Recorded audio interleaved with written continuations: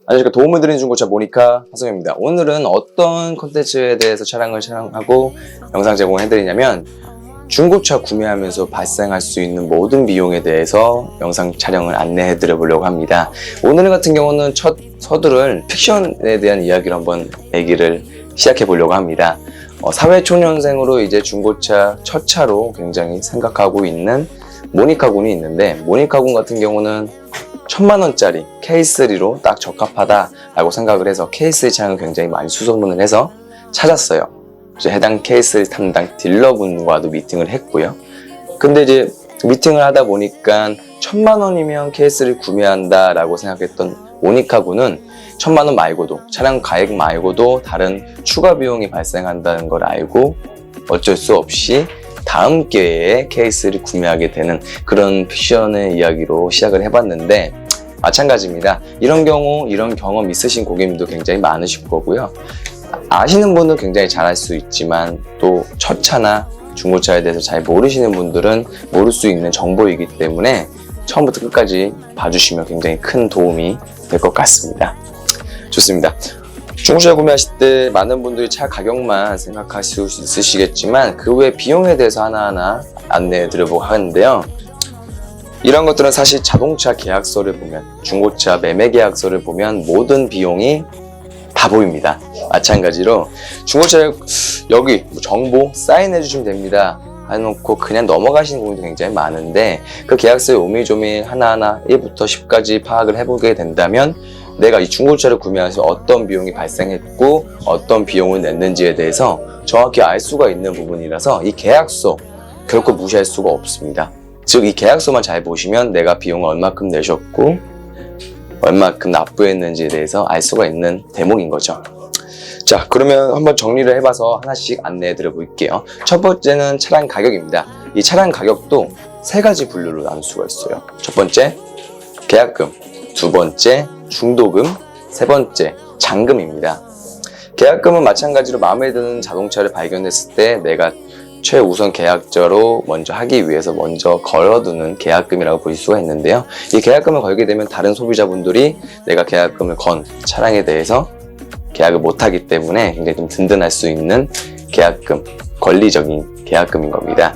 두 번째는 중도금입니다. 적게는 몇백, 많게는 몇천만 원까지 호가하는 자동차다 보니까 한 번에 내기가 사실 좀 부담이 될 수도 있는 부분입니다. 이러한 부담을 없앨 수 있는 게 중도금인데, 이때 금액을 조금씩 나눠서 입금을 하는 게 중도금이라고 말씀드릴 수 있을 것 같아요. 네, 세 번째로는 잔금입니다. 미리 고지된 차량 가격 중 계약금과 중도금을 뺀 나머지 잔금에 대해서 잔금이라고 말씀드릴 수 있을 것 같은데요. 어떤 중고차든 자동차든 이 잔금이 치러져야지만 이 차가 내 명의가 비로소 되는 거기 때문에 이 잔금이 가장 중요하다고 말씀드릴 수 있을 것 같습니다.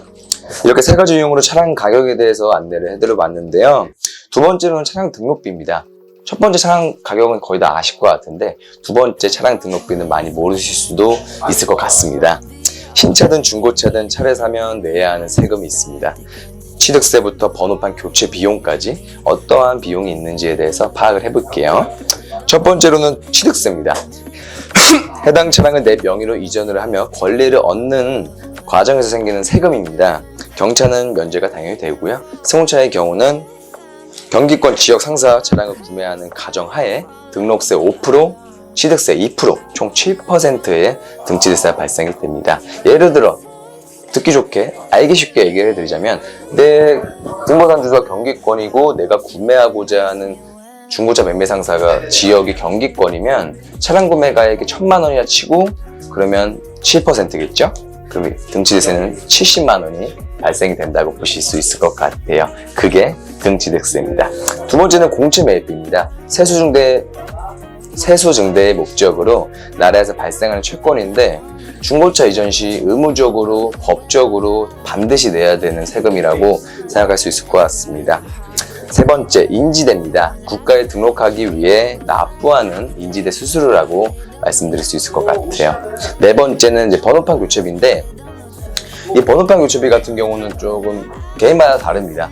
예를 들어 이 K3 1, 2, 3, 4 차량 번호가 있는데 이 차량 번호가 괜찮다, 나는 그대로 출고하셔도 되고요. 나는 나만의 고유 차량번호 갖고 싶다 하시는 분들은 차량 교체 비용을 소정의 수수료 내고 교체 비용을 하시면 될 것 같습니다.